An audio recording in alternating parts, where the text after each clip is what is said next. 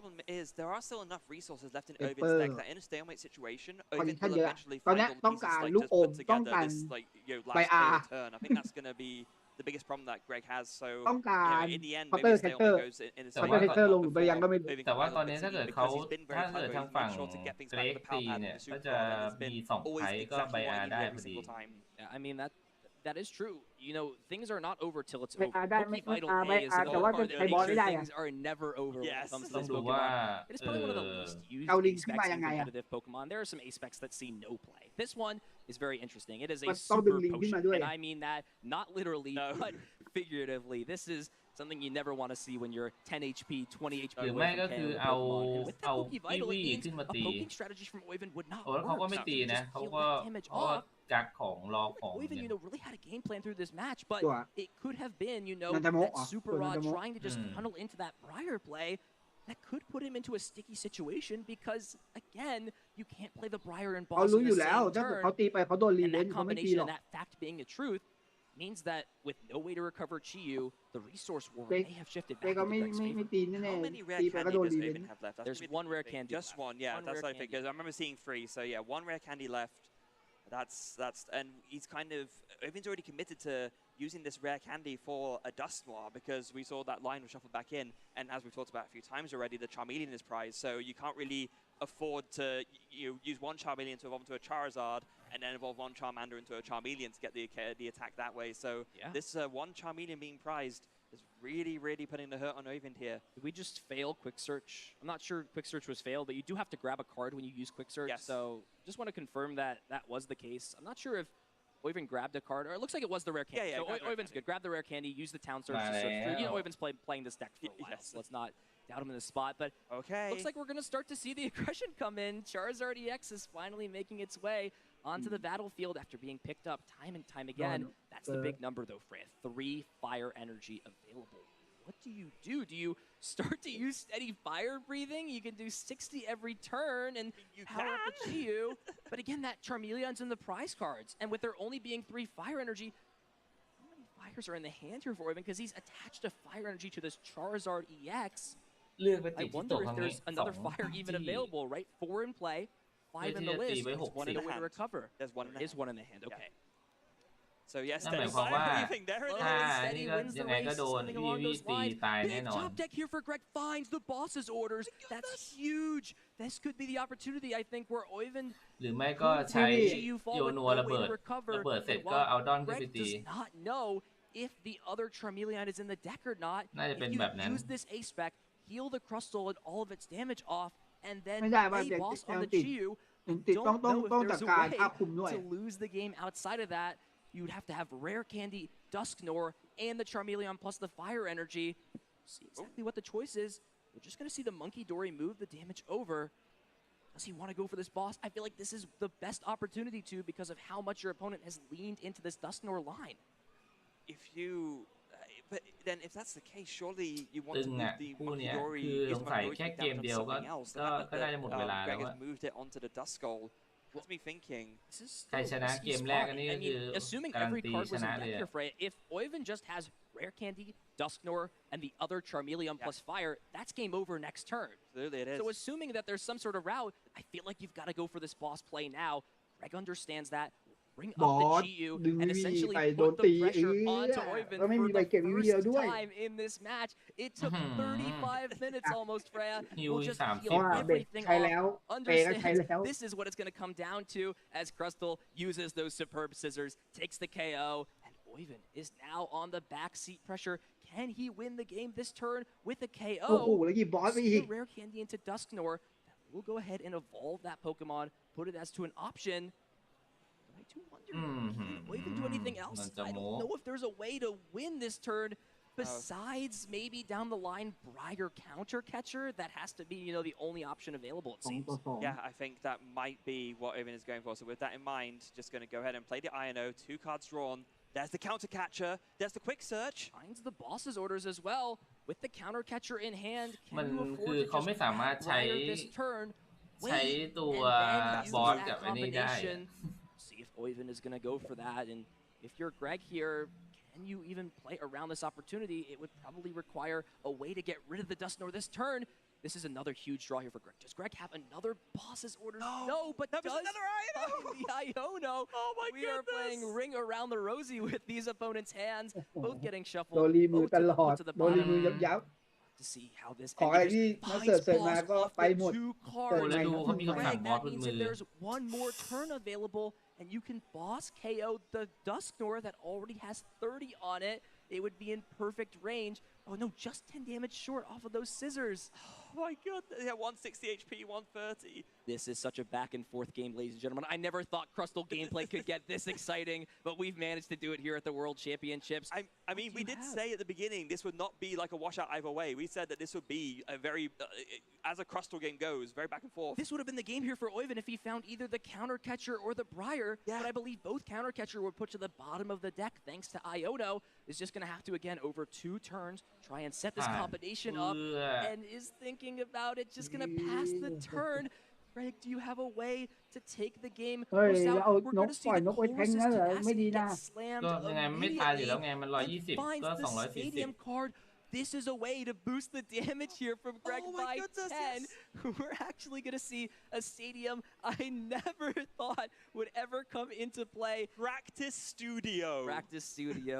แต่ This ว่าเขา boosts ไม่ the มี stage เม็ด 1 ดาเมจให้โยน Pokemon's นะตอน damage เนี้ย by 10, which means with the 30 damage already on that Dusknoir, the Unhinged Scissors would be able to close the game สเตจ out. สเตจหนึ่ง There's ตี an ปล่อย แล้ว มันพื้นฐานเอาไอ้ปล่อยมัน I don't know เออ if พื้น this 2-turn ปล่อยมัน setup is going to be able to อี stop โว Oiven โดน from his เพิ่ power มดาเมจ combo 10 down the line with the counter catcher. So I think this is it now. Yeah, with the hand not disrupted, Oven's going to draw counter catchers in hand. You're going to go ahead and quick search. You search for the Briar. You set up the damage onto the active with the Curse Blast. You counter catch the Monkey Dory. You go into the Charizard. You slam the Briar โอ้ down. โหจบเลย You do it in the right order to make sure, of course, that you actually can use มี it. แคชเชอร์ป่ะ The Briar, Curse Blast, counter catcher, and Oven will take game 1 after an จบเลย extraordinary 35-minute game. Wow, you see all the pieces being put together. Greg still trying to piece together how this works. Briar used first, then putting your opponent to 1, back and forth, but Charizard reigns เกมเดียว supreme, นี่คือ taking เกือบ this 50 นาที long เก game ม2 ไง 1. ก็ไม่น่าทัน Things นะ got complicated, but at the end of the day, even when hope seemed to fade, Oiven was able to close things out and take a long game number 1. And I have to say, in true Finnish fashion as well, after such an intense game that was, Oven's expression is just like unchanging throughout. It's gotta love to see that. He's so cool, calm, and collected under pressure. It's one of the reasons why he has had so much success recently, especially that coolness and calmness has seen him through so many times, and it's seen him through here in a very, very, very intense game that we saw there. That was fantastic. It's just one piece short, right? If Greg could have just found the Lively Stadium and the boss at some point, maybe even preemptively playing that Lively Stadium down, or not Lively Stadium, Practice Studio. Practice Studio.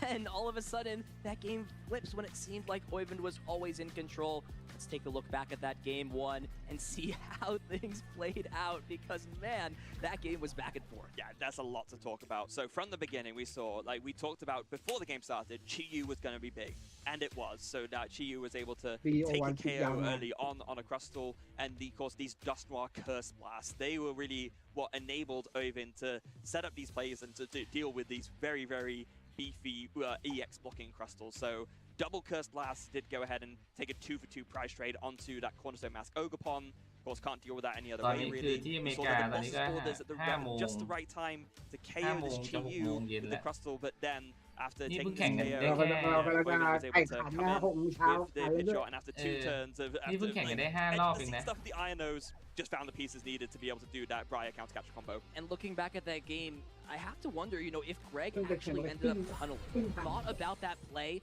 to take a KO on the Dusknoir with the Lively Stadium, but if there was just a boss's orders to go to 1 prize, what happens there? How do you deal with a final KO? The Dusknoir just can't be used. And you knew the Briar was there as well, because you saw it get shuffled in with the PAL pad. Yeah, I mean, it's not a situation you're prepared for, right? I'm sure, Greg in that mind might be looking back and doing a little bit of a head slap, but it's so tough. And this is just, nightmare situation for Greg. This Crustal deck wants to win long games, and with there being just over 11 minutes left on the clock, I'm not sure how much of a possibility that is for Greg. ถ้าเป็นแคลิฟอร์เนียเนี่ยห่างกับเราอยู่ที่ ready to respond to aggression. See Greg playing fast, but ไม่ถึง 12 นะห่างกันแค่ประมาณ Greg can close things out, assuming there's a setup here from Oiven in the second game. So it's so we had ตอน a นี้ game ก็ 1. บ่าย We're going to go ahead and 9 ชั่ว just โมง focus in on game 2 now, as we do see, the turn 1 wasn't great, but turn 2 can go ahead and Arvin found the Buddy Puffin. ช้ากว่าเรา10 ชั่วโมงครับไม่ถึง 12 ชั่วโมงตอนนี้ที่แคลิฟอร์เนียตอนนี้มันบ่าย 3 โมงจะ 4 โมง We'll go ahead and see the Turbo Energize accelerate onto this Crustal. I don't know if we've seen, or rather onto the Dwebble, I don't know if we've seen Crustal try and Turbo out as fast as this, but Greg's got no other option. Just go ahead and do this. And Oiven doesn't even care about the game playing out of its own way anymore. Says, you're going to put all these energies onto this Dwebble, I'm just going to get rid of it, and from here, I think I've got the resources and the time to win out a second game. it was cool to see in that turn one, or even because going second, did go ahead and call for family, and actually will have to do it again. So not that much to work with in hand. No supporters played, but still able to get out some basic Pokemon at least, and doing just enough to keep things ticking along nicely, as we see, that call for family going ahead and fetching another Duskull and a second Pidgey for good measure too. So, I mean, you know, it just seems to keep getting worse and worse. All those energies now hitting the discard pile, 1-for-1 trade. Oiven knows he just needs to essentially survive the game for 9.5 minutes, and with the Chi-Yu being at the disposal as an option, with there being plenty of rare candy, Pidgeot options available, as long as he just, you know, can eventually start to play supporter cards and get in here, it seems like, you know, Oiven's going to have what he needs to stall this game out for long enough and win. And with Iono in hand, with there being the Technical Machine evolution, it seems there's going to be plenty of options to develop the board, especially with the Pidgeotto found in hand. Yeah, so that's a pretty solid so kind of recovery setup from Oiven, given a couple of turns of call for family, but now the TM evolution, and yeah, like you said, the Pidgeotto coming down, pretty good. 5 cards drawn, doesn't necessarily matter too much what they are, except, drawing that Pidgeot isn't great. Is there a judge call of some kind? There's, I mean, Oiven drew 5 cards, that's the right amount, right? Or did you only draw 6? No. We'll make sure we get everything settled out, see exactly how things are playing out. It looks like Greg actually drew 6 cards. Oh, okay. No. Not what you want to see, especially down a game, especially at the World Championships, playing on the biggest stage where every game matters. Make sure things get resolved out. Things, you know, of this nature naturally happen. It is the Pokemon TCG. Mistakes do happen.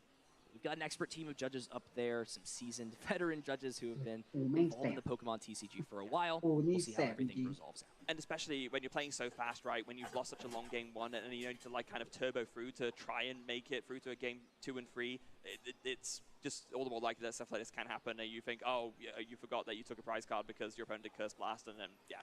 Unfortunate mistake there from Greg, but as you said, the judges are on it. We'll get to a resolution quickly, and once we know what that resolution is, we'll let you all folks know at home how we'll be proceeding. Yeah, still have to think about that game so back and forth. You can really see how sometimes small decisions in the Pokemon TCG, and more importantly, this idea of tunnel can impact the player's decision. You think about a combination, you think about how that Dusknoir changes the entire factor of that matchup, and immediately Greg's thought process was just thinking about how do you go about getting rid of the Dusknoir, when if he had just taken a step out, scoped his vision just a little bit wider, he would see, well, if Dusknoir's the problem and my opponent has to take a prize card, if I just go to 1 prize, what does my opponent do? And I have to imagine, you know, if Greg's going to think about this match, I'm sure especially during a judge call like this, he's got to be kicking himself a little bit if he comes to that realization. Yeah. But the other thing is as well, we have seen like all the best players in the world. You know, they will make mistakes like this sometimes. No one is absolutely perfect all the time, and it'll be a learning experience, like it is for even the almighty Torn Reckler, right? Not necessarily a mistake, but not noticing the pass play option that would then made it so that Torda lost that top 4 game at NAIC. It's everyone has room to grow and to learn new things. So yeah, I'm sure Greg will be kicking himself a little bit, but also at the same time taking that away and bearing that in mind in future. It's hard to, you know, see that down the line. And of course, Greg doesn't necessarily have an understanding of the full resources in Oiven's deck. You know, if Oiven, for example, has another way to bring back the Chi-Yu or another Charizard option, you know, there are always card counts that could shake things up. We saw a lot of really interesting evolutions, like we mentioned. It's definitely not a very orthodox, normal list that Oiven has decided to build his Charizard deck with in mind. But again, you know, it's that creativity. It's that, you know, edge of playing a not-so-popular deck in terms of the format. You know, Charizard's been at the forefront at many different times, but it's now and now. It's now and now. You got to think about that. Being in the present, super important. Charizard's gone through a lot of changes, especially with the format warping towards Goldango. Now it plays the Chi-Yu, Dragapult. It's got Monkey Dory sometimes to support it. Charizard's been through a lot.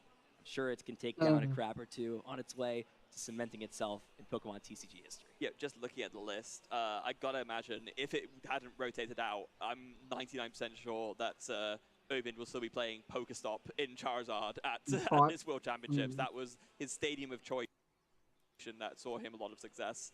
And it made for some many fun moments on the stream for us European casters. Somehow Mezagoza replaced that. Yeah. You know, definitely not the same type of card at all. But it's kind of in the spirit of interesting stadium choices for Charizard, though, I would say. It's just so flexible. Pidgeot can just work so well with Charizard EX. Once you get into play, you see the มีเขาบ amount อก of ว่า time that goes on he in the play game. The it longer the with game goes, two pipe. typically a player that has Pidgeot EX in play, especially when uncontested, right? Not facing, boss's orders thread damage onto it. When it just gets to quick search every single turn, it allows a player to, make these complicated combinations. ต้องไปดูใน ในช่องแชท Briar. แป๊บนึง Oh, look at that. I've evolved 15 Pokemon in play, and exactly. all of a sudden, nothing can stop me. It's Charizard does really, really well. The Chi-Yu, a card, when released, not many people had on its radar as a good card, has really just been boosted by the fact that being a fire type right now and being a dark type are two of the best types to be when it comes to weakness in the Pokemon TCG. And being a single prize fire attacking option as well, that can kind of take that revenge KO, of course. The name attack is something. Yeah, burning envy, right? Too much. Yeah, it's like all of the treasures of ruin. They are pretty ferocious attack names, but yeah, Chi-Yu. Very, very strong. If you think about it, it's kind of taken the replacement role of the น่าจะโดนปรับ Radiant แพ้ Charizard. เลยนะ Absolutely. Now, เพ I'm ราะเห็ not น saying การ์ดแล้ว Chi-Yu อะ is anywhere near as good as Radiant ฝั่ง Charizard. ฝั่ง I'm ปู a Radiant ฝั่ง Charizard ฝั่ believer. ง I ปู love โจท that ย์เกิน card when it was in the standard format. I haven't necessarily gotten out of the Team Chi-Yu yet, I'll be honest. It's growing on me a little bit, but it does what it needs to do, right? It is a single prize Pokemon. 1 to 2 attachments. ปรับ Have ไพ่ the เหรอ work. It doesn't have the one-hit ปรับไพ่ capability, ปรับ but ไพ่แล้วก็แรน against ดอ those มหนึ่ง Pokemon ใบ like ยัด the เด็กไป Tailmass Ogrepon, like the Goldengo EX, Genesect, it essentially acts like a Radiant Charizard. It just takes a one-hit KO as a one-prizer, and just skewing the prize trade thanks to one prize Chi-Yu and the Dusknoir means your opponent is always under some kind of pressure when Pidgeot EX is there to just finish off that last piece of combo that's needed to take a big KO or close the game out. And of course, ในช่องแชทบอกว่าเกมร้อนนะครับ because ไอ้เหี้ยนี่มันนานเหลือเกิน you're kind of focusing on this TM evolution Two pipe- as well. two Kind of pipe mentioned where penalty. you're playing more the Pidgeotto before the Charizard Pidgeot decks might have กับ opted to กับ skip โดน Pidgeotto ปรับสอง entirely, ไพ่ but แล้วก็ you're เอา focusing on TM แรน evolution ดอม now, มื so อ you ห have นึ่ the งใบ Charmeleon as an attacking option as well. So there's plenty of That deck- really good single prize fire options to go with, and that's what gives Oven such a good chance in what would otherwise might be a really tough matchup. And it's all thanks to that small culprit Budu. Yeah. Budu has caused Charizard to really have to rework. A lot of people originally ruled the deck out. They Two thought pipe- Budu was just the pipe demise of penalty. Charizard, and it always finds a way to adjust and adapt, whether it's Battle of the VIP Pass or manually evolving up into Pidgeot thanks to the evolutions from hand and the TM evolution. Charizard Pidgeotto seem to always find a way.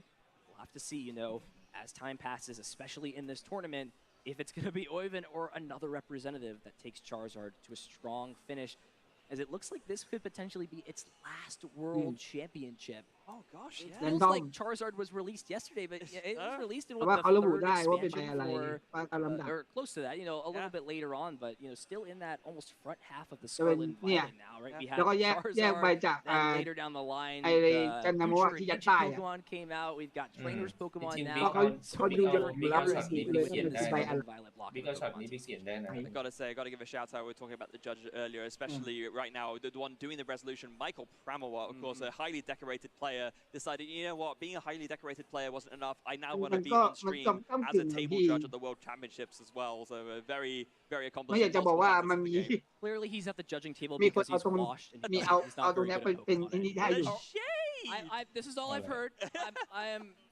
Don't hurt the messenger. I'm just relaying what I've been told. No, I'm just kidding. Of course, Michael is a เอา great อันนี้ player. เป็น These ข้อ two มูล players are exceptional in their own right. ไม่เป็นไรหรอก Get เพราะ things ว่าสุด resumed. ท้ายคือมันอยู่ใน See เวอ what ร์อยู่ the แล้วไง result มัน of มันไม่ that อยาก was. ชี้ If there ชี้ is มันเป็นการชี้โป้งให้กระรอกอะ penalty พี่ at some line.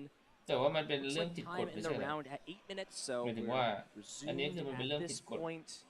Make sure we just get a มัน confirmation เป็น of เรื่อง what ผิด is กฎ happening. It's ก็ just มัน a ก็แค่ warrant, so แค่ it looks การ like everything เกิ was น resolved. We're แต่ gonna ว่า have แนว as ทาง close of a การ game as แก้ไข possible. อะเอาจริง Again, ๆกันแต่ละคน how to แก้ bring ไข the ไม่เหมือ time นกัน back as a เรา game ก็ deciding เราก็พูด factor. ในแง่ของ Because การ they've แก้ already ไขของ influenced how Oiven's Pokemon played this turn World out, right? Use the Curse Blast the turn before to just remove that Dwebble out of เลือก play. เป็น Make ทาง sure โยน Crystal วอล does not get evolved. And now with this Technical Machine evolution, Pokemon are getting to put into play mainly that Pidgeot EX.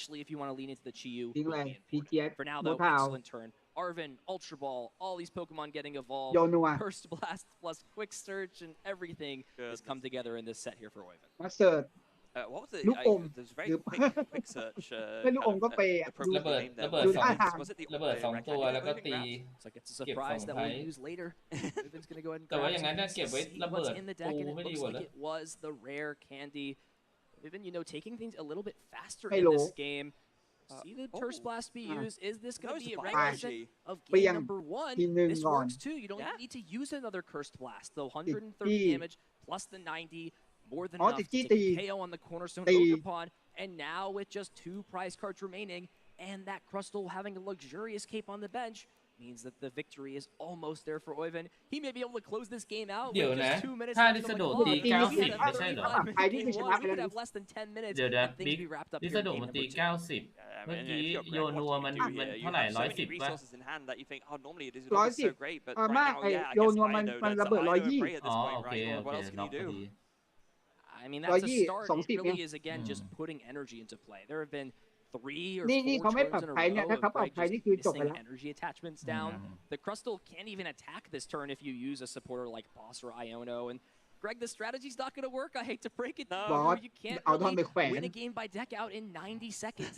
It's not going โด to น be แขวน possible. ท่อน It's just แต่ going to เขา bring มี up นี่อยู่แล้ว Charizard. นะ And เขาไม่ now ค่อย if you're กลัวหรอก Oivan เขา here มี with such ใบ a ยกอะ commanding lead, it's really just about, taking it slow within reason, making sure you don't burn มาสเตอร์ yourself ฟู out of ทูยกดอน resources. ปิ้ว Plenty of cards left in deck. You've got ways มาสเตอร์ฟูทู Iono to ยกด shuffle อน things back. And this is just an even better excuse for Oivan to just burn the Professor Turo to get another use out of this Charizard and get it out of the active spot. Why not, right? Just go ahead and pick that up. Just remove that liability, essentially. And then next turn, you can just set up even further. I mean, I say set up even further. We มี have แต่ like คน 1 เชียร์ minute ฟู left to อ่ะ go. เต็ I ม don't ช่อง think แชทเลย much is going to be happening on Greg's เหลือ side, 1 no matter นา which ที way you look at it. There's the Turo. Going to go here, picks up the Charizard, Pidgeot into the active. Going to evolve the bench Charmander into a Charmeleon. You can just hold the Charizard for next turn, and yeah, just เพราะว่าเขา gonna be a ใส่ pass. ใส่ And ลิ safely ซาโด leave สอง that แบบ Pidgeot EX เนี่ย in the ใส่ active ตัว spot. อา It บิ will ด้วย be ก็ใส่ตัวตีด้วย being a 3-hit KO over on Greg's side to take care of it. We will go ahead and shuffle that Charizard to the bottom of the deck thanks to the Iono. With there being 30 seconds left, Greg at maximum is only going to get 3 turns, with this being one of them. And I hate to break it to you, this is not an attacking deck. Superb Scissors is not capable of being an attacking menace. I think Oivan's played this game masterfully. He's shown control. I think with the time winding down, ตี this ไม่ได้ turn, อะปูมัน we'll ตี be able ไม่ to ได้ take this ตอนนี้ win แบบ and go to 4-0, rather 5-0. Play out these last couple of turns. What a, back and forth game ดูหลุ 1 ม and 2. ไหนๆก็ชนะแล้วกู Domination ดูหลุม almost ถูก from เวลาแม่งเลย Oivan in game number 2. Learned so much from that first game, it seems.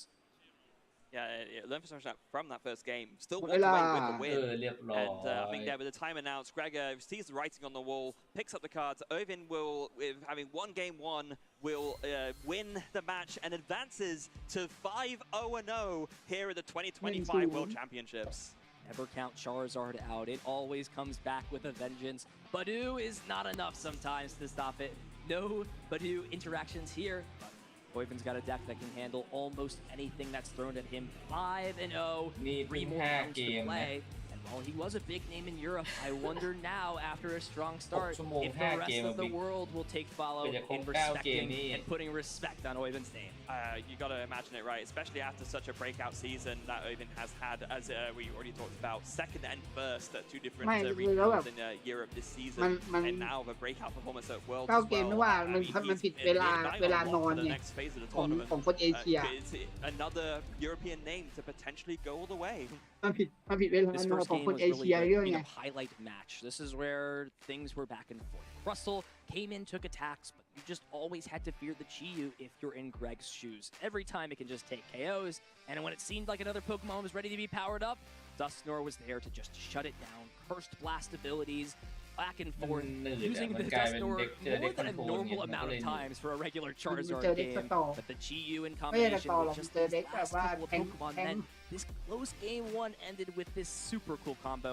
Ryer, then use the Curse Blast to put your opponent to the single prize so that Counter Catcher is active to close things out. What a different story in this game. ดีกว่าเจอเด็กแบบว่า Game ส 2, โนแลกอะไร not เงี้ย much of anything happening. Of course, Greg already back against the wall. With the early stumble, that ended up not much too much in the end, but Oivan was really firing on all cylinders. So both Charmeleons available to him, able to set them both up, taking KOs left, right, and center, and there was nothing left for Greg to do but to pick up cards off of the fist bump, and that was all she wrote.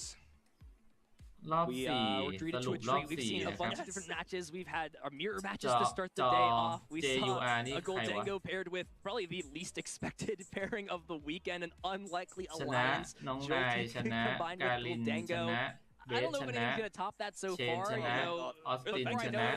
know it, we're going to see Charizard played with Goldango. I saw some lists rolling around that were Typhlosion with this guy. At this point, any combination is possible. There's just so much flexibility in deck building, and players just get smarter and smarter every year that I would not be surprised if we saw even more crazy combinations throughout this weekend.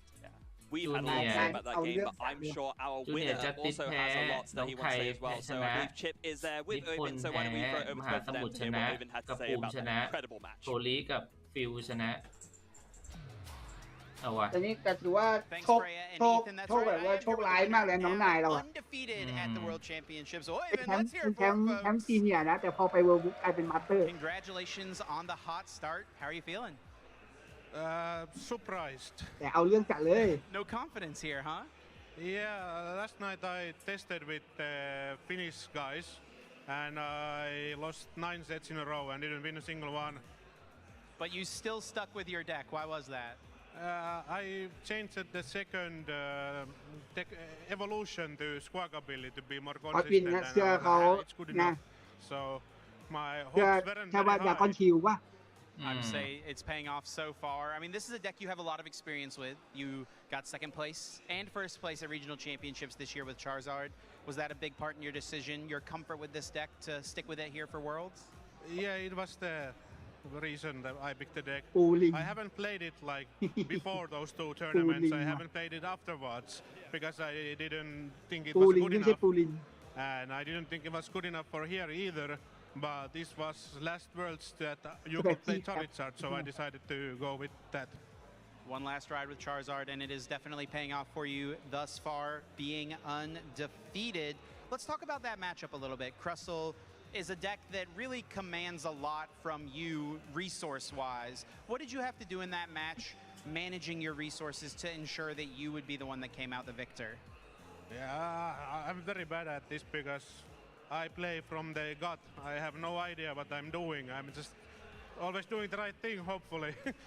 But I think I had to hold on the super rods and stretchers. And in the first game, I thought that I could do the little bit pressure with the Charmander because I still had Squawkabilly in the deck.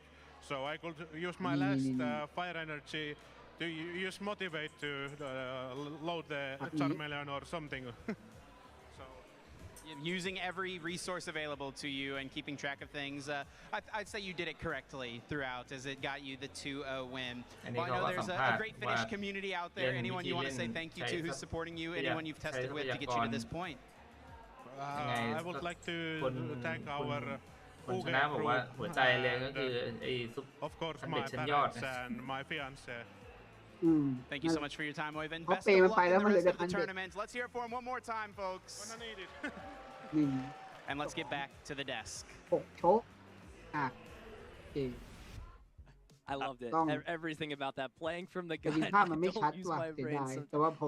He's a character. You love to see someone who just, is happy to be here doing so well. Do you know what that reminds me of, funnily enough? Lasse Puisto, who took one of, I believe it was a couple of years ago, took Stockholm Regionals, and it was one of them. And he basically, in the winner's interview, he said something along the lines of, I don't play test. And that was with Mew VMAX, and he won. So maybe that's maybe playing from the gut. That's the Finnish way to real courage. That does bring up a great point. Sometimes people have different approaches to getting ready for tournaments like this, but one thing stays the same for some of these top competitors. They love what they do. They love playing with Pokemon TCG. For some, this is a dream of theirs. They've worked hard for years to get to the world stage, and you kind of start to have that internal dialogue with yourself. Once you get to, the World Championships, you start playing around. You've always got to, ask that question and wonder, could this be me? Could I be the one in that arena come Sunday playing for a World Championship title? I know a lot of our competitors are hoping that that's one of them as our 2 finalists come Sunday.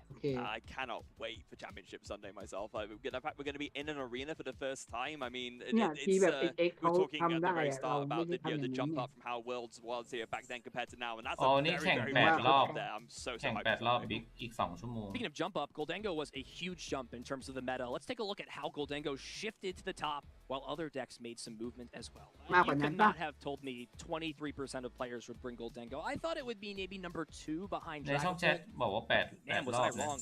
Almost a quarter of the percentage of field playing Goldango EX. I have to wonder, you know, it's Genesect and it's Air Balloon. Was there more of a meta shift that caused it to go up, or is it just those two cards But being you so bring up powerful in this Haba, deck that it's caused Sam it to skyrocket to number 1 most played? Those two cards basically fix two of the deck's biggest problems. Like, you know, a nice consistent way to search for Goldango EX without compromising your other deck slots, and the flexibility with the active spot. So it's not just the fact that you can now retreat in an awkward spot, but it's also the fact that you can now, of course, with the coin bonus ability, let's draw 1 card, but if the Goldango is in the active, you can draw another card. So suddenly, instead of drawing, you know, 2 with 1 and then 1 with your others, you can go coin bonus, retreat, coin bonus again, and so you're kind of improving not only your retreating, but your inbuilt consistency with your draw engine. So I think it really is just those 2 cards pushed over the edge. So Goldango, very clearly the biggest glow up thanks to the Black Bolt and White Flare expansion being released. Let's talk about the biggest fall off. Marnie's Grimmsnarl EX, a huge presence at NAIC. It's down to just 35 representatives at this event. Fran, talk me through this. What really led to its downfall? Was it just everything got better and it stayed the same, or is there more to this deck losing a lot of, you know, representation in the metagame? I think it's mostly the first one. I think it's Goldango it can be a struggle, of course. It's not an unwinnable matchup. You can build up the damage with the Frostlass on the Goldango. They do have ability, of course, so there is that. I think, yeah, just a general unfavorable shift in the metagame, and that combined with the fact that the deck didn't really gain much of anything, whereas a lot of other decks did, that has made it fall off in the way it has. At least that's the way I see it. And the rest of these, you know, representatives at the top half, over 4%, nothing to be surprised. We talked Dragapult Dusknoir, one of the most powerful decks at the forefront of the meta since the release of Cursed Blast. Even Dragapult EX has, you know, kind of always been in the shadows somewhere. Gardevoir, no exception. It dominated NAIC. Some would say Goldango is not a great matchup for that deck. It is, of course, still navigable. Marnie's Grimmsnarl EX going down. You know, if you are a Gardevoir fan, if you're maybe someone like Henry Chow, I'm sure you're more than happy to see that trend happening in the metagame. Yeah, I'm sure you are. And then my personal pick, Raging Bolt, they're still in the mix.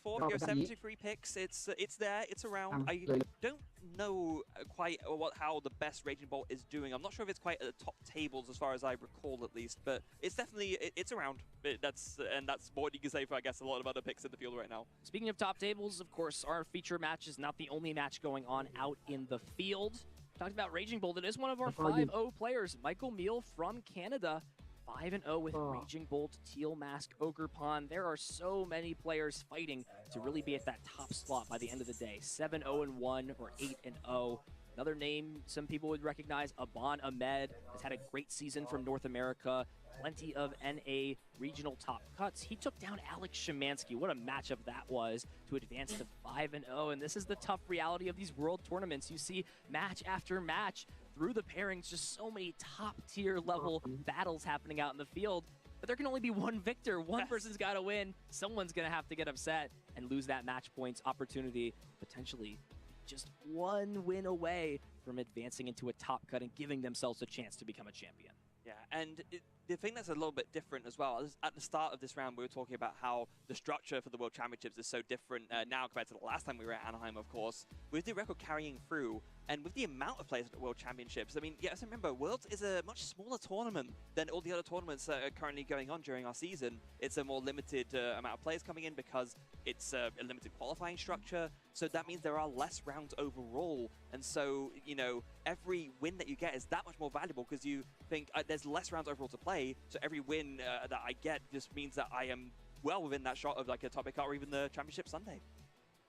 There's still plenty of Pokemon to play today. We've, of course, gone through 5 Swiss rounds. We've got 3 more left. These players are looking to get as many match points as possible. Anything can happen at the world's biggest stage. Round number 6 is coming up soon, but don't you go anywhere, because we'll be right back. My name's Calvin Connor, and I'm from Seattle, Washington. Calvin Connor, 1 game away from that regional championship victory. My go-to starter would definitely be Charizard. Oh, Charmander. I started playing Pokemon because my whole family was kind of into it. All my brothers played as well. We started at Uncle's Games, actually. It was at the mall where we first found where Pokemon was. So we would all go to the local leagues. So in my first Worlds ever, I was a junior, and I felt like I was really prepared for the event, and then I ended up losing almost every single round. I kind of got shell-shocked and was like, okay, there's another level that I can get to in this game. My father, he likes to play Pokemon TCG as well. He would always be there for me and have my back throughout these tournaments. Sometimes you take a hard loss and you just kind of sit there for a minute. It's always nice to just have that person that's there for you and will help support you and get you through it. I did end up quitting from 2016 to 2020, I believe. I had a lot of changes going from high school to college, and over COVID, there was online play going on. Just getting a chance to compete and play again gave me all the strength to say, okay, I'm gonna start going to events again. My favorite moment was London 2022. I played in the asymmetrical top cut at 8 to 9. I ended up losing that game, but I did end up proposing to my wife at that event, so that was one of my favorite moments from Worlds for sure. My #1 goal is to always just be the best version of myself that I can be. So going into every game with a clean slate and saying, how can I play this game the best that I can? Something I learned is that it's okay to fall down, not always win. If you put the time in, you put the effort in the practice, you will eventually get there. My deck was a Regidrago V-Star with the Teal Mask Ogerpon. So you play a plethora of Dragon-type attackers inside your deck that you can copy, like the Alolan Executor, Dragapult, Giratina V-Star. This finals match was just crazy. I tend to make conservative plays. I talked to my brother about this. He was telling me that I should make more aggressive plays and go for the wins. I said, all right, I'm gonna flip this coin. If it's tails, I'm gonna win this game. I'm gonna become a regional champion. This could be the biggest coin flip of the year. Oh, are we going to see this? We're gonna see swinging speed. What's the flip? Tails! To just finally get this one, it just feels like a weight lifted off my shoulders. Cal Cotter off a coin flip wins the Toronto Regional Championship. My last finals was Peoria in 2022, and ทำไม I เขาไม่ played มี against ของ Fort Breck ใคร who มา a บ้าง lot เล of ยนะ people say is หรื the อว่าของเอ best เชีย player in the เนี่ย game. It felt ทำแต่ like ของ that was that was my อเมริ chance. กา And it was just right there, and that was the one that got away from me. So I would love to get a rematch with him at the World Championship. My little brother actually ended up winning the World Championships in the video game. To be a champion with him, it would mean everything to me. I was planning on skipping this one. My grandma ended up passing away last week, and she was there for me when I won my first other tournament, which was Nationals in 2013. My mother, she was like, you're gonna win this one for her. She would want you to go. It just felt like she was there with me for this one.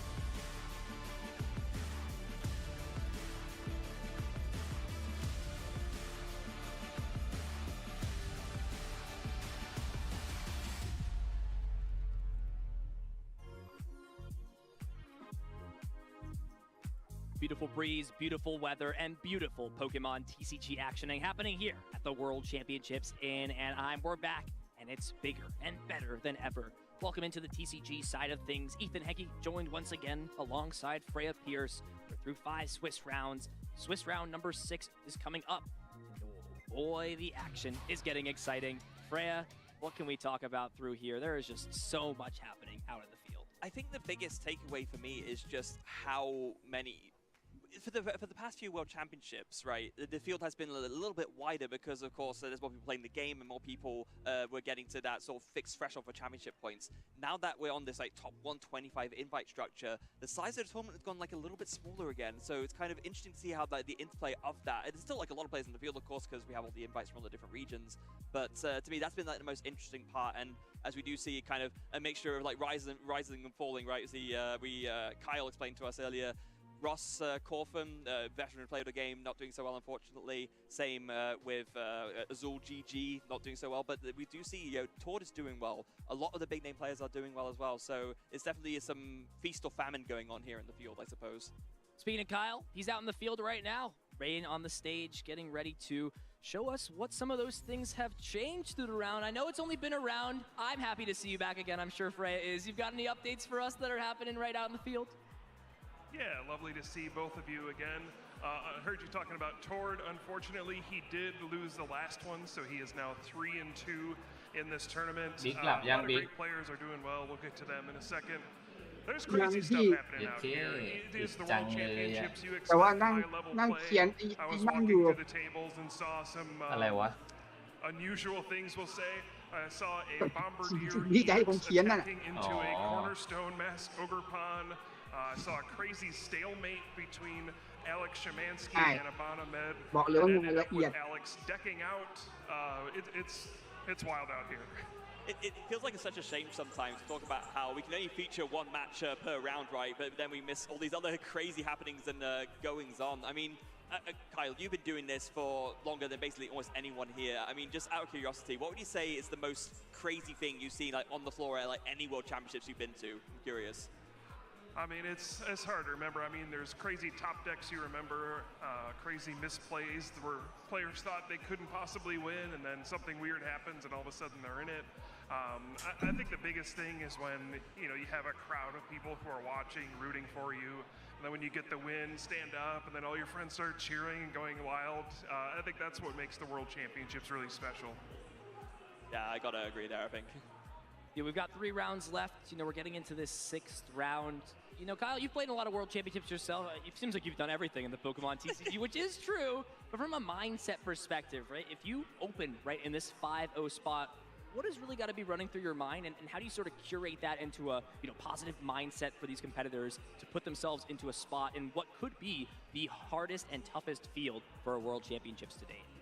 Yeah, the big thing is don't get too far ahead of yourself. 5-0, you can't start better than that, but you're only partially there, right? You have a lot more wins you have to rack up before you get to that ultimate goal, making the top 8, winning the tournament. So you have to keep in mind, yes, you're off to an excellent start, but you can't get complacent. These are the rounds that are really important, where you really need to focus, center yourself. It's really easy to get tired at this point in the day as well, start making mistakes that you wouldn't have earlier in the tournament. So it's all about staying focused on this at this point and take it one match at a time. I know it's cliche, but that's how you got to do it. Now, I have to ask, I'm not sure if you heard during the cast on the last round, Ethan throwing some absolute shade at, I know, close friend of yours and current stream judge, Michael Pramawat. So, can you confirm or deny, is Pram washed? I think you're in a better position to comment than maybe anyone. Oh, come on. Yeah. Pram is one of the greatest of all Exactly. time, right? He made the finals of the World Championships, has the top 4 at the World Championships. He's the first ever international champion. Get out of here. He's not washed.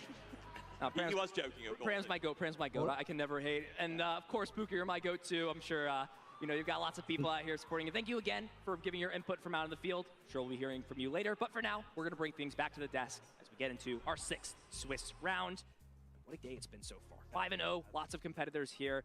But one thing to mention as well that we don't get to talk about a lot, the tie rate at this event has been extremely high. There is a very small percentage of people at 5-0 right now, proportionate to the large amount of players at 4-0-1, a majority of those draws coming from natural ties. Yeah, so I mean, that's one of the things that can be tricky in a format like this, where games sometimes can tend to go on longer. There's a lot of the interplay. These crystal decks take a longer time, of course, as well. So then, when you have these decks that do tend to play out a little bit slower, then those ties will naturally happen more and more often. It's why the skill of like knowing when to recognize when a game is lost and conceding, it seems like almost like a silly thing to bring up, but it actually is a key skill to doing well at a tournament like this.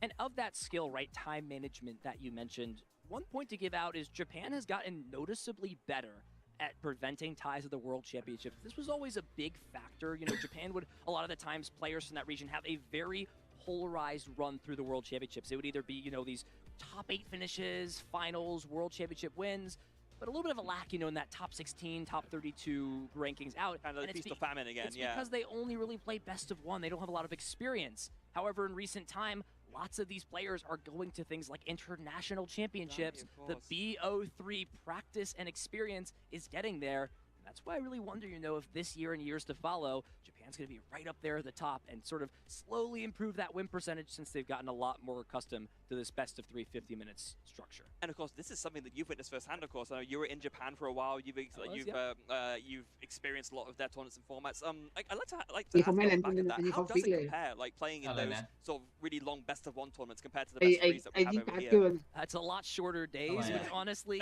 is a lot better when you're just playing best of 1. You have a lot less flexibility. One weird tech card could throw your entire game plan off. You don't have a game 2 or 3 to แปลว่าถ้าเกิดในสนามจริงที่ไม่ใช่ไลฟ์ไม่แก้ยากนะผมบอกเลยอันนี้แก้ได้เพราะเป็นไลฟ์นะมันดูย้อนหลังได้ Things like, Splock, Snorlax, and Ozadek had super low meta percentages because sometimes you just couldn't finish a game in best of 1. These players, don't have to ever worry about being in a losing spot, picking their cards up and going to game 2. They just are always playing to win because there's nothing to gain from conceding early in a match. Players are understanding that's an important skill to have, and that's why you see sort of these players that commonly go to international championships. Yuki Okada, Taichi's going to more of these. Yoshiyuki Yamaguchi, a lot of these players internationally coming over, getting that experience, and it's paying off for them here at the World Championships. Yeah, speaking of paying off, let's see whose Worlds runs are currently paying off as we take a look at our updated standings for the World Championships as they stand. So, Aban Ahmed sitting there at 5-0-0. João Pedro, who we mentioned last time we looked at the standings, also sitting there at 5-0-0. So, Oivin, of course, we just featured on stream at 5-0 as well. Luke Parts from the UK, that's an interesting name there at 5-0 as well. Michael Meal playing Raging Bolt at 5-0. John Eng, a very good name to mention as well. Very, very experienced player, sitting there at 4-0-1. And then, why don't you take us through the other half of the list? Yeah, I mean, you see here, Yuki Okada, we just mentioned him. Calvin Connor just showed a showcase of him being a regional champion this season at 4-0-1. James Kowalski, you may know him by his username All Out Blitzel. Not playing control this time. I won't spoil necessarily what he's on. And then, Mateus. So a lot of players from within the US and Europe. And that's a big thing here. I mean, look at this percentage of players. You've got, 1, 2, 3, 4, 5, only about, a third or so of this list here is from outside of North America and Europe. We are truly at a global event, and while they are big regions, it is important to, look at this as maybe early storylines to follow. Is this US's tournament to win a world championship again, right? They did it in 2023. 2024, they just came so short of winning. And now here we are in 2025. Will it be North America back on top, or will Europe finally take down a crown after it's been missing for a couple of years? Yeah, we could see. And the matches that will determine that are coming up. This next round, sixth round of Swiss, rather. Getting my words mixed up there as we see our current feature matches for round 6. So plenty of fearsome face-offs still going on.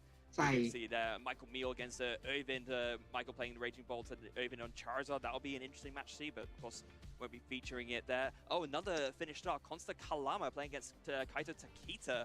We're very curious to see how that one is going to go as well, so that'll be a really cool face-off. What else jumped out to you? Yeah, there's just so many good matches. NA showcase 2 of the best players, Henry Chow versus Piper Lapine. Oh, yes. You've got, again, Europe versus Japan, Consta Kalama versus Kaito Takita.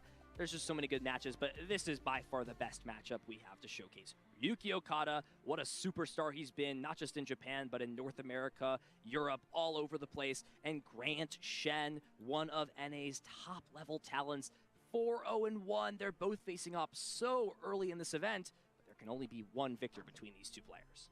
It's Grant against Ryukyu, two absolute titans of the game in their respective regions and on the world stage in general. And it looks like it's going to be the two most popular decks of the format going up against each other once again. No surprises there to see that. These players are shuffling up, getting ready. There's still so much Pokemon to play. Kyle put it out perfectly. You cannot get ahead of yourself. You cannot be in a spot like this, think that everything is over because you could sit down for round 6 and have a matchup like this in front of you. This is going to be epic between both of our players. Grant Shen, accomplished in his own rights. He is a World Championship finalist in the seniors division. Had a great showing at last year's Worlds, finishing in the top 16. แล้วก็น้องการ์ดของเราที่โจทย์เยอะมาก Finally get that big ใส่สำรับ win. He is ส่วน just บน oh so ใส่ missed. He's had second place at regional ใส่ championships. ใส่ Top fin- ใส่กลับ been just short of a win. Ryuki Okada, on the other hand, he has just seen champion success this season. Current defending ส่วนบน champion of ที่แยกอ both อก Dortmund มา regionals and the internationals in London for the European International Championship. So of course with that lockdown, taking down Natalie Miller in a very quick fashion. But actually going to go back to the deck that saw him success at Dortmund. It's going to be playing that Dragapult EX deck once again. This is going to be a really interesting dynamic of a matchup. Ryuki is playing some pretty interesting card inclusions that we'll discuss as they get relevant, moving things in and out. Coin flip is a big thing here. Yuki will win that coin flip. He is going to be going second, so we'll get the advantages of potentially turn 1 item lock. And of course, for this Goldango deck, before the release of Genesect, it really wanted to go second to get that turn 1 technical machine evolution. Now the question honestly becomes, is Goldango more okay going first or second? It feels like two great options thanks to Genesect. วันนี้แข่ง8 รอบนะ I think that's almost part of the advantage, right? If you have a deck that is almost as comfortable going first as it is going second, even if you do have a preference between the two, then like one of the big factors of variance in the game, that is the opening coin flip to that side who goes first, doesn't hurt you as much. So that almost, just the fact that there's a debate in and of itself is indicative of the deck strength. Prize cards for both players will be key to note. Luxurious Kate making its way back in. Big prize there, though, for Grant. Prize is the Monkey Dory. Adrenabrain, such an important ability to have access to in a matchup against Dragapult EX. Yeah, it's and 2 Turo as well. Did you notice that as well? Wow. Image counters may be sticking heavily in this matchup. Absolutely brutal. Definitely not what you want to be seeing. ลิงติดไพ่1 ใบไม่แย่ There's มัน a ก็ยังเล่นได้อยู่ very interesting tech line of attacker in Grant's deck. I do see here the 1/1 liner, the Ceruledge EX. That's a very interesting choice. Yeah, the Ceruledge does kind of combo well with the Goldango. You use a Make It Rain attack, put those energies in the bin, and then hit big round number 6. We'll see which of these top-level competitors will have what it takes to edge out the other in a battle of wits and determination. เปิดด้วย Grant going first and starts off with an S-ball, so going to do a very quick flick through the deck to see what is prized and what is not. We can have a look at the prize cards here, or rather we already did, and we saw that Grant's prizes, yeah, not really great with the Monkey Dory and the double Turo prize, and Grant, I'm sure we'll be looking through that, noting that and thinking, oh, that's a little bit awkward. Does start that Pheasantipity. Usually a little bit better to start something like the Gimme Ghoul, even if it's not that Call for Family one, which is prized. Just getting that down and being able to use the coin bonus to draw 2 cards instead of 1. Every card counts in the Pokemon TCG. As Grant, like you mentioned, will take a look at the deck, see what pieces are prized, and noticing those 2 Turo in the prizes along with Monkey Dory, could that realization shift his strategy to be a little bit different than it usually is in a matchup like this? Yeah, I guess so. I mean, the thing is about the approach to the Dragapult matchup is, of course, Dragapult is not a deck that takes one-hit knockouts, generally speaking. You're doing 200 to the active with a Phantom Dive, you're spreading the damage onto the bench with the residual damage from that Phantom Dive, so not having access to Tourist scenario, I mean, ultimately you still want to be just taking big one-hit knockouts on Dragapult with your Goldango EX, but maybe you're thinking, I need to be a little bit mindful of the fact that I can't really heal off any damage and prevent those multi-prize turns which Dragapult can take, which can swing the tempo back in their favor. Will be the Gimme Ghoul off the Nest Ball selection for Grant, but shuffling the deck up, which means if there's only going to be 1 Gimme Ghoul coming into play with item lock on the horizon for the following turn, next to a free retreat from Cleffa potentially, this could leave Grant in a sticky situation if some of those options are cut off and unavailable. It is still a nice thing to have down. Number 1 on the bench. Will there be even an attachment? Oh, it looks like number 2 in hand. So must have been the draw for turn. Energy onto the Pheasantipity will allow it to retreat. Here we go. Ryuki Okada will kick things off, and immediately that first card in hand, rock scouting, and แกรน so เช something น like กับ Arvin ใคร to just get Pokemon into ริ play วกิ up and โอ running, คาดะ and it will be the first action Ryuki เปิดมา gets ด้วย on ปี his หนึ่งตัว Yeah, Brock Scouting, one of the supporters from the recent Journey Together set. So, like you said, a great support นี่ for เนี่ย setting up ถ่ายแต่ early ทิ้ง and ยังอยู่ later on. So, in นิ the ย early มกันเหลือ stages, เกิน you นะ can use it to search a deck for 2 basic Pokemon, or later on, you can also use it to search for an evolution Pokemon. And then, so later on, it's Dragapult, but now you really want to get your basics. And speaking of basics, there's a very interesting tech card in Ryuki's list that he was eyeing, and that is that Elgium from Black Bolt. Yeah, it's usually seen in sort of more control-esque styles of decks, but this is kind of the direction Dragapult has slowly been going. It's become a, ability to trap Pokemon in the active sometimes with Maractus. It can now move energies around thanks to that slight shift attack on the Elgium. Big thing here in this matchup, I'm not sure how relevant that's going to be. Goldengo can just attack for a single metal energy, and pending it has to Professor Turo, it can always just pick the Pokemon up, discard those energies, and get them back later on with a superior energy retrieval. So it's good to note that it's in the deck. Not sure we're going to see it hit the stage in this matchup. Yeah, I guess the most annoying use you could put to use it against Grand is maybe move a Metal Energy onto something like a Pheasantipity EX, because that way, yeah, you force either the retreat or the Turo, but because you only need 1 energy to attack, like you said, more than likely not going to sort of come into it. Probably not a card overall for this matchup, but Ryuki can have a look through. Have a look at the prize cards. We can see that overall the prizes aren't too bad. The one of Luxurious Cape is prized. Maybe that could be a bit annoying. That could be a way to prevent a reach for a 1-hit knockout from Goldengo EX. A couple of Ino as well. We can more of those, so that's really not the end of the world. I think Ryuki's overall's got to be pretty content with these prize cards. Start is good. Now Ryuki's got to start making decisions. What is the attack of choice this turn? The obvious choice, of course, Grasping Draw is already at your disposal. It's the Cleffa in the active spot. Could fill the hand up to 7 cards with a 0 energy attack. See this at the forefront along with the other baby Pokemon, that Badoo, to item lock, use Itchy Pollen, shut off Grant from using something like another Nest Ball to grab Genesect thanks to Arvin, being able to search out the items.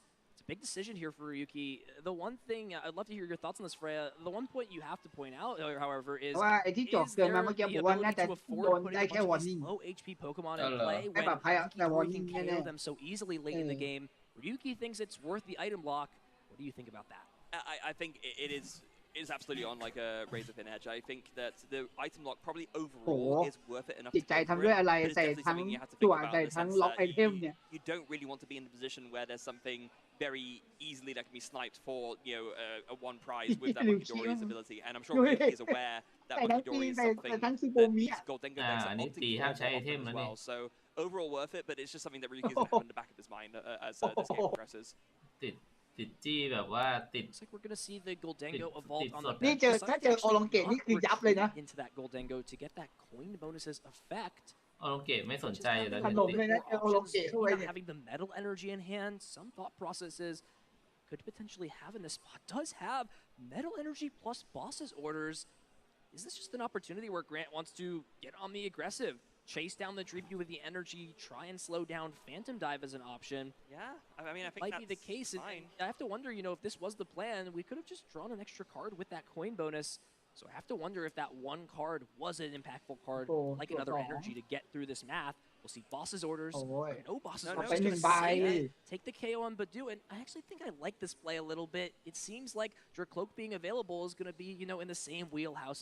รอบ 5 เมื่อกี้นะครับ อัปเดตนิดนึงนะครับ น้องจาชนะนะครับ เบสชนะ กาลินชนะ ปาเค็มแพ้ ตี้ชนะ You แอ really น don't want to ดี้ be in a เจ position where you แอ need น to ดี้ play ช like นะ you can't. So just เน deal ต the โต้ Badoo เส while ม you อ can. โอ้เนต Although โต้ here ผล comes the งานไม่ค่อยดี counter เท่าไหร่ catcher from Ryuki, of ปู course, นนะครับ having แพ้ to นะครับ prizes. น้อง Counter catcher is live. น้องนาย Bring แพ้ up ออ the ติน Divinity, แพ้ and เช after น that, แพ้ was it just a Professor's ซี Research เนี as ย well? ภูมิแพ้แอนดี้ There is แพ้ only โอ้โห 1 คือ Badoo in แพ้กัน Ryuki's list, รัว so ๆเลยนะ can only use this if he can find a Night Stretcher, and you see at the top of the hand, off of that Professor's Research, it will be an option now, can still use Recon Directive, go through the deck a little bit, finds a tough choice. It's Dreepy ลงสบายเลยเจอ Ultra Ball. เด็กชาร์ปโล Search out for one of these โก Pokemon. ไม่มีไหลหลังไง Dracloak, and I have to imagine if there is an energy card in hand, it's definitely got to be worth getting another Dracloak in play, so Boss isn't as big of a threat. Yeah, you want to make sure that at least one of your Dracloak will survive the next turn, so you can evolve into that Dragapult and start doing Phantom Dive as soon as possible. Debating whether to bench the Serendipity yet, so go for that script, does go for it, and is rewarded with finding his ace spec, that Sparkling Crystal. Seems like we've come full circle before the rotation of those V Pokemon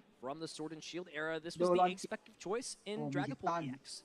Playing the Sparkling Crystal means that in one turn you can attack with no energy off. We saw something like the Neo Upper Energy become a more popular inclusion as of recent. Decided Sparkling Crystal outweighs the benefits of that double rainbow energy essentially from Neo Upper. We'll be playing that as the ace spec. And the Ultra Ball will be played. It is a bit costly though, getting rid of Dreepy and the Monkey Dory in response to just getting another Dracloak out. energy พิเศษอื่นติดด้วยพร้อมกับมันเมื่อไหร่ปุ๊บมันจะทำงานเป็นไร้สีทันที See if it isn't there, you know, the Sparkling Crystal will allow an attack. ก็คือติดที่พิเศษได้ใบเดียว Looks like the Night Stretcher means we're going to see Budu. Number 2 essentially come into play. This is just going perfectly for Ryuki. Rance had the response to KO to start. He's now thinking which option he wants to go for here. Just thinking about where the attachments go. Just confirming here, yeah, this is the attachment for turn. There was the Luminous Energy played down on turn 1, so we can still attach this energy card. I think we're just making sure everything is okay. Yeah, it was last turn. I remember because we was creepy, right, and we were debating on maybe boss for it made sense. So yeah, it was definitely last turn. Yeah, we're all good in terms of the board state. Now Ryuki's just got to decide, do I want to go into the Budu? The Stretcher means absolutely itchy pollen damage onto the Serendipity. The question is, Grant did find one of those Professor Turo off the prize cards. We'll still need to potentially find a way to get energies out. It's just going to actually burn the Professor Turo to get this out and get an extra card here off of this card. It does find คือสนามจริงไม่เห็นไงแต่ว่าเราอยู่ในจอมอนิเตอร์เราเห็น and a make it rain ว่าเขามีการ activate ไปแล้วไงเพราะอันไหนที่ activate ไปแล้วอ่ะชื่อ ability พี่เห็นเนี่ยมันสีแดงมันจะกลายเป็นสีเทา it เว้ย won't be this turn of course because Did just played the Turo, so you can't play two แต่เราดูในจอ turn. เรา But even now, เห็น just เนี่ยมัน taking มีการ another KO on a มันมี Budu, it's fine. animation You're going 2 prizes ahead that หรืออย่างข้างล่าง you've เห็นว่า picked off ใครซัพพอร์ตไปแล้ว 2 ห damage รือ that were หรือ on ติด the ที่ไปแล้ว field เนี่ยมันก็จะ from the itchy pollen. ออก So ข้างล่าง you've picked off like the easy, how best to put it?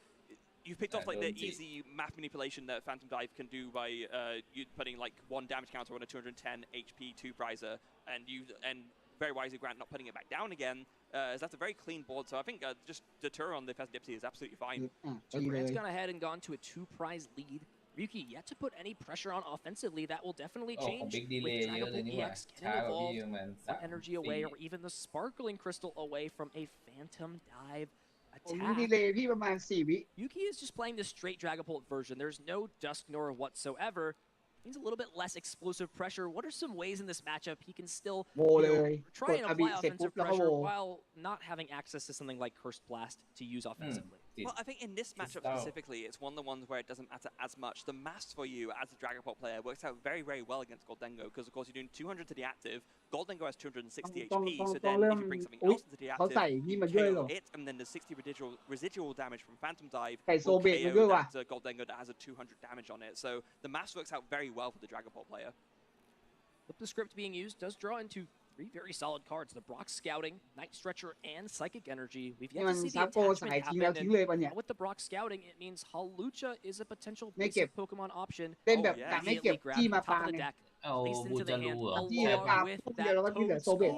I'm repping it on my lapel today. It's going to get in there, and that Toad Scroll is really going to be the big disruptive threat in a matchup like this. Yeah, Slime Mold Colony prevents items, or prevents energies, or any cards in general from being taken back from the discard pile. So superior energy retrieval, not going to be doing much of anything once that Toad Scroll comes out into play. And it's potentially just going to go fully after this Cool. Not going to try and worry about putting Hawlucha into play as it seems. Going to just use this. Now use this recon directive. ไม่เขาไม่กักเก็บพี่ดูเขาใส่โซเบตมา Will be the selection for Yuki. So the question now becomes, where does he want to go after this? And it's ตัวแดงนั่นใช่ไหม now that there is this Cleffa in play, นั่นกะเอาโซเบตตีต่อเลยนะ Dory can just take an easy prize card คือ down the line, ชัก or โอตี even ทิ้ง as จี้ soon คือ as ทิ้ง this แล้วทิ้งไปเลยทิ้งไปเลยไม่ Still กัก taking เก็บ 2 แล้วเอา prizes โซเบตไล่ตีเอาตีอะไรตามจี้ใน you're หลุม the Gimmighoul and that bench Charcadet. And the other nice thing, of course, is that 1 more Gimmighoul down means 1 less option for Grant to want to Goldengo to attack more and draw more cards. So I think overall a really great turn for Ryuki. ถูกโดนเขาตีหยอดตาย supporter card outside of Professor Turo. No Cypher Maniacs, code breaking, no Arvin to search out energies thanks to Energy Search Pro. just start things off with another coin bonus ตัวละ in เพา the ตอนนี้ active คือ spot, so บอร์ it ด does บอร์ draw ดแน่น 2 cards instead of 1 from the top of the deck. แน่น And hasn't played a lot of items นำเยอะ either. It's going to be flip the พอ script. ตั้งตัว That ละเพาได้ Pheasant จริงๆก็ staying ถื in อว่า the hand สอง after ตัว being แล้ว picked up from Turo on the previous turn. And just a bunch more items. There's a bunch of energy, a bunch of items, and a Goldengo โอ้ EX. โห I mean, บนมือนั่น this เมื่อ ball is กี้ still a ไม่ได้ great ตา find. ฝาดใช่ไหม You น่า can จะหมด try 3 ใบ to อ่ะ go ahead and start to get some more Gimmighoul out into the โอ้ field โห so you น่าจะว่ามัน can มี start 3 getting ใบ more โอ้ Goldengo โห out. But yeah, Ryuki just had a very, very good turn last turn. Generally speaking, the way things go is that you might fall behind แต่ a ตอน little นี้ bit early ตี on, เธอ but ละ then 200 ก็โอ้โห a sweep, right? But Ryuki is taking a very ตีหยอ proactive ดตีหยอด kind ไป of เรื่อย attacking methodology ต้อ just ง by เซตตัวเบสให้ making ได้ use of the Holucha combined with the ไอ้ก็ Gusting ยาก to deal with basically almost clear Grant's board other than that one Goldengo EX, and it's really paying off for Ryuki right now. Boss's orders is still in hand for Grant, and with that Toad's Cool being on the bench, I wonder if preemptively just trying to get rid of that Pokemon and make sure that Toad's Cool does not come online is just worth the value of ignoring Dragapult for a turn, since without the ability to use cards like Night Stretcher or Superior Energy Retrieval, it feels like your deck just sort of slowly shuts down, and that's really what this counter card does for a deck like Dragapult when it just wants to buy as much time as possible and avoid these big one-hit KOs from Make It Rain. I think Grant is about to make a very crucial decision here on that exact basis. อย่าง There's a lot ถ้า of โดน energy โด in น the บอส hand ก็ right now. I อ๋อแต่ว่า think from ไม่ what มี you have, you ไม่มี can สล็อต get อันนี้ there นี่ with ว่า the rest of the energy you เล่น need แบบ to take คอ a มโบ knockout ลูจาบู because เมื่อ there's กี้ an Earthen Vessel here, so that'll grab you 2 more energy. You need 7 overall to KO this Dragapult. ยังเสกเลย If you want to just go ahead and rush for prizes, you can take out this Dragapult, and then there's the Pheasant EX ready on the bench just for slim pickings for a knockout. The problem being, if you then are worried about not having enough energy because you don't have access to energy recovery because of the Toad Scroll, you can't go for that. So that's going to be the key decision there to determine whether it makes sense to kind of sacrifice your prize map to go after the Toad Scroll, or you feel confident enough they can just go 2 and 2 to close out the game.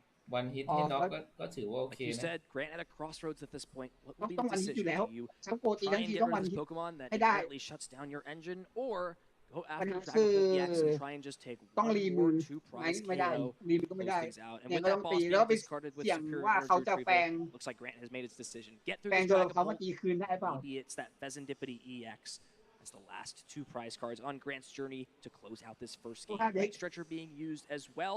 We'll เด็ก get ซับ back โกเบ with ที่ไม่ Char รี to มือ Death, ของข้ามอยู่แล้ว so down the line later รีไม่ได้ on, โดน never ตัวเอง know, Armor Rouge EX can come in and put on a little bit of pain when it comes to a big Abyssal Flames later on. It's always an option to have. Grant's a solid player. He knows the more options at his disposal, the higher chance he's going to have to ใช่ไหม win. โดนเขาไม่เจ็บยังไม่เจ็บเลยป่ะ Gets this Pokemon powered up. ยังไม่เจ็บเลย Incoming for ขอ what 7 appears ลูก to be a big Make It Rain. And of course, now this plan can make a little bit more sense. You're preloading the energy onto this Ceruledge, or onto this Jump that can evolve into Ceruledge. You've got the 7 energy in the hand to take knockout. So now, even if Ryuki evolves into the Toad Scroll, you have an attacker that can KO the Pheasantipity, even with you not being able to get your items back. So I think Grant is now locking in on this 2-2 prize map, and that's able to happen even with the worry of the Toad Scroll, because you have that backup attacker of the Ceruledge EX. Ryuki is in an interesting spot for Pheasantipity. While it's been great at drawing cards and allowing him to continue development of his board, will come back to bite him as an easy 2-prize liability. Big decision here does find the Professor Turo off of this Recon Directive, and I wonder if you can afford to use that as your supporter for turn to pick Pheasantipity up, and you can also get Toad Scroll into play. It's very unlikely that your Dragapult EX can be knocked out, since there's so much energy in the discard pile already. Yeah, and I think that's the debate that Ryuki is now having in his mind. แต่ตัวเบสก็ตียังไม่แรงขนาดนั้นนะ Ultra Ball, as well as that Elgym. Yeah, as we discussed, that Elgym is really not going to be a big difference maker in this matchup. So I think it is just going to be Ultra Ball fodder. And are we going to find that Toad Scroll and evolve up and then make use of that Slime Mold colony? Actually, yeah, I know hitting it discard pile. And then I guess, yeah, you don't really need the last SX right now, so may as well get rid of that. It's just going to be another 2-prize liability. Just wants to keep it around for an option. You never know. If Armor Rouge is the only way to attack, then that's where the LGM can be powerful. Just that's moving true, the energy actually, yeah. off. We already saw 1 Turo be played. Ryuki's got to at least have a hunch that at maximum Grant is playing 2 copies of that Professor Turo. And that's still fine. Even if you Turo a Pokemon, the entire dynamic just changes when you can't use Night Stretcher or Superior Energy Retrieval to get that fire energy back from the discard pile, disrupting with Iono, and looking to potentially just attack or even use a counter catcher this turn to put on some attacking pressure. We'll see if Ryuki was able to find that finishing the turn off with a flip the script. Has Turo for the following turn, so it looks like it will be Phantom Dive active. Gholdengo will go up to just 50 HP remaining, and then the damage will be split on both Pheasantipity and Genesect so that they are both in range for the 200 from Phantom Dive to later take a KO. He's putting himself in a spot where potentially next turn he can win the game with just one more Phantom Dive. Ryuki, as he has done so many times already, showing an absolute masterclass in how to play the Dragapult deck. This is going to be a very crucial draw now for Grant as he drop decks a Ceruledge EX for turn. So things are potentially available now that Ryuki decided to not play the Professor Turo. You know, I have to wonder, Disruption is great, but if you just take away the only way for your opponent to win next turn, it feels like that could potentially have just been a little bit better than disrupting your opponent off the board. They're going to have access to so much, the coin bonus from the active, the coin bonus on the bench, potentially even Cypher Maniac. You have to wonder if Cypher Maniac is not needed, right? And Boss's Orders can be the supporter card for turn. The question then becomes, is there an energy to move this Gholdengo of the active? Potentially discarding those two to make it so Abyssal Flames does more. Air Balloon would also work. And importantly, like you mentioned, is there that Ceruledge EX, which it looks like there might be. Well, that was the top deck. Yeah, so we'll see what this design looks like for Grant and how he wants to go about using these abilities. He's got access to both. First, use the coin bonus on the bench. What do you have access to, Grant? Can you find a way to take the last two prize cards this turn? So it looks like it's a Monkey Dory and a Lightning Energy. And you see Ryuki just putting his hands up, praying, saying, please don't have the combo. Ryuki's experienced. He knows how this game could end this turn, but with the pace that Grant is taking this turn, I'm not sure he has all the pieces. He's going to go ahead and count the energy. So 7 energy in the discard pile, 30 plus 20 for each energy in the discard. So that's 170. And then if you discard 2 energy off the active, that puts you to 9 energy in play. That's 180 plus 30 would be exact math to KO the Pheasantipity. So we'll need to have a manual attachment instead of an air balloon. Are the pieces here for Grant? If he has Boss's Orders, this game is over. Freya is going to retreat off the active into the Ceruledge. Is there a Boss's Orders? If the math is correct, then this will be game over. Do you have it, Grant? No. I'm not sure it's there. No, Surely it's you'd see him slam it. No, I think that's the thing. Yeah, if it was in hand, you would have seen the retreat and slam. Grant has done the maths in his head already. I think instead it's just a retreat and... It's just going to pass the turn over, and there's the Boss's Orders in hand. Grant Shen just one piece short. Ryuki capitalizing off that miss and taking game number 1 with this Dragapult EX deck. Yeah, so close there. Grant needed to draw the energy and the Boss's Orders together. The energy to retreat, that would have, as you did in the maths, 9 times 20, 180, plus the 30 would have been 210 to KO the Pheasantipity. So it was basically a 2-card combo, found the energy, but unfortunately missed the Boss's Orders to close it out. And so Ryuki just having the Boss's Orders in hand takes game 1 of this round 6 of Swiss. Ryuki just giving himself a sweat there. You could have just used the Turo again the previous turn, picked up that Pheasantipity, and that's no longer a known issue. Most of these lists are not playing hand disruption in a deck like Gholdengo. Took a risk, almost got punished for it. And that game 1, you know, it seemed like Ryuki was setting up the board correctly. Grant was able to, even through this Itchy Pollen disruption, put together KOs. And it really is just this line, right? KO to Badu, use Boss's Orders twice, and that combination, especially with the high Boss's Orders count in these Gholdengo decks, could be a winning strategy for Grant going forward. It didn't work out in this game. Unfortunate there. Set up the discard pile nicely with, it wasn't even the Boss's Orders, right? I mean, it was just KOing the Dragapult EX in the active, setting up all the energy in the discard pile so that just a, 2 more energy in the discard pile plus the Boss's Orders would KO the Pheasantipity for the win, but just missing one of those pieces. Ryuki had the Boss's Orders to take the 4 prizes in 1 turn, and that was all she wrote for game 1. So here we go in game 2. I'd be interested to see if Grant decides to go first or second in this spot. I have to imagine going second is just a little bit better since it guarantees essentially you'll get that Genesect down and ready to use that coin bonus thanks to that metallic signal. Let's see the prize cards here for both players. Oh my goodness. Well, ladies and gentlemen, we'll show you in a second, but we are both grimacing in the back of the stage. Big time. These players are going to have some hurdles they need to get over when it comes to setting up. Ryuki will be going first. Grant opting to go second. He's going to play this Buddy Puffin, and there's some cards in both players' prizes they're not going to like to see. Freya, break it down for me here.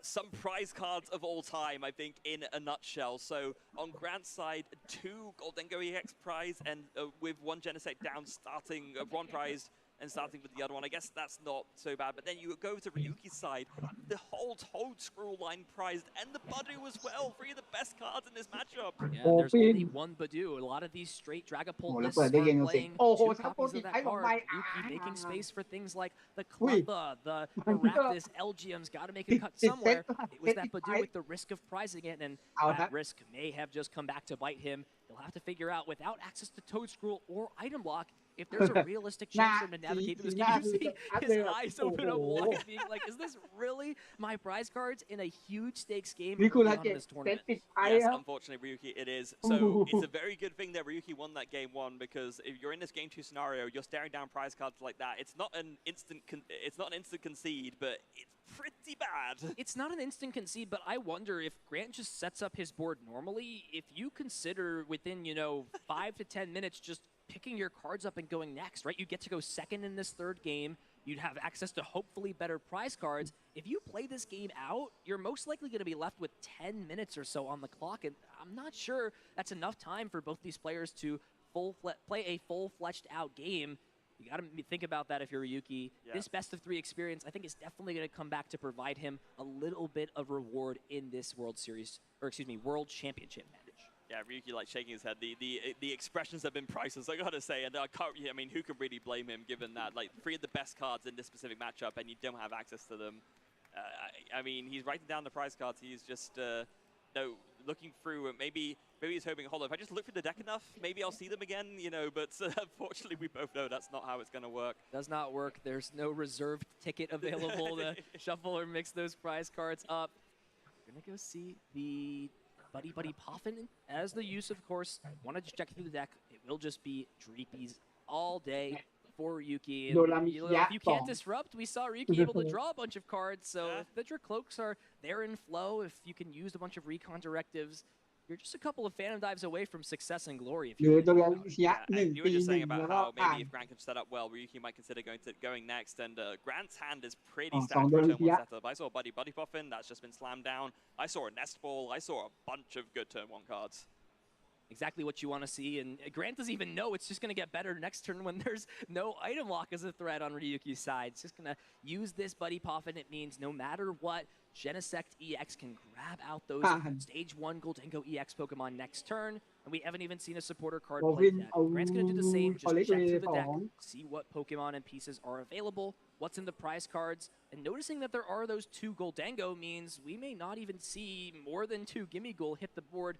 Maybe we'll see a 3rd one just in case later on, but there's no reason to go crazy with the gimmies at this point. There really isn't. And I mean, do you even consider maybe putting down the Charcadet now? I guess maybe you'd rather save it for later just to make sure it doesn't get sniped easily off of a Holucha plus Phantom Dive combo.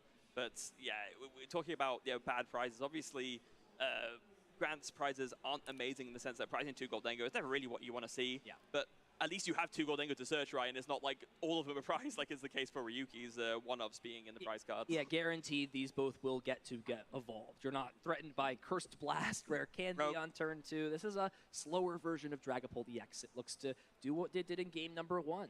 Buy time with Badu, that's not an option. Shut your opponent's resource recovery down with Toad Scroll, that's not an option. As I'm saying it, option 1 and option 2 are both unavailable. What do you do here if you're Ryuki, assuming the game is going to play out just like this? Grant's going to get set up, Ryuki's going to get set up, we could see Bunky Dory come down, energies get placed, knockouts be taken, and if there's not that, one extra disruptive element at either the item lock or the recovery blockage from that Toad Scroll, it seems Ryuki just doesn't have the pieces to swing a matchup like this into his favor. Slight aside here, actually, something that I think is important to mention is you do see the Professor Churro picking up the Genesect EX. That's really good after already using the Metallic Signal on it, and then can go ahead and mine the errand running to search the deck for 2 more energy. Grant's list, as well as the Ceruledge EX, is playing 1 copy of Briar to make use of the fact that, of course, Ceruledge EX is a Terra Pokemon. I imagine Grant has already stolen some games with that little combination there. Yeah, I don't think you'd expect Ceruledge, let alone the Ceruledge Briar combination. We saw it be used in a really intuitive way in that last round with the Charizard versus Crustle matchup. Who knows, Briar could be the star-studded guest that we never knew was on the invite list this weekend. Not for Goldengo, at least. Yeah, we've seen some interesting partners with Goldengo. We saw the Joltik earlier on today. Now we're seeing Ceruledge. Goldango, I mean, it provides, it, does what it needs to do. I think players are getting a little bit too creative with this. I don't want to be the fun police and stop people from playing what they want to play, but we got to chill out a little bit, guys. Come on. I mean, to be fair, if there's anywhere where you usually see like this kind of like sort of out of the box, sort of really kind of the edge of what's not like reasonable, but the edge of what you'd expect, it is at the World Championships. This is the place to like consider going for these crazy techs, and people tend to pull out all the stops at World Championships. So if there's anywhere where you're going to see this, I'm not surprised it's here. So Ryuki also missing that energy attachment means he's even more on the back foot than what was already in place thanks to those prize cards. Doing what he can, though, getting these Dracloaks #1 and #2 evolved. Looks like Professor Research in the hand. Not going to have too many more resources to discard. It will be, I think, another Dragapult, but also has this Iono is going to opt to save the effect of discarding the other Dragapult, draw 6 cards, refresh the hand for Grant as well, putting those energies, and importantly, the Genesect plus the 2 Goldengos to the bottom. That was a big question I was asking for Grant. You prize double Goldengo, you prize Genesect, and then you grab all the Goldengos to your hand. You're just kind of asking yourself to get Iono in a spot like that, it feels. Yeah, and that might end up coming back to bite him. I mean, just the Iono hand isn't the worst. We do see a Poké, so maybe that can find something. But actually, well, I say it's not the worst. Other than that, there actually is not a lot to work with. So things could get a bit ugly for Grant, depending on how this Pokégear goes.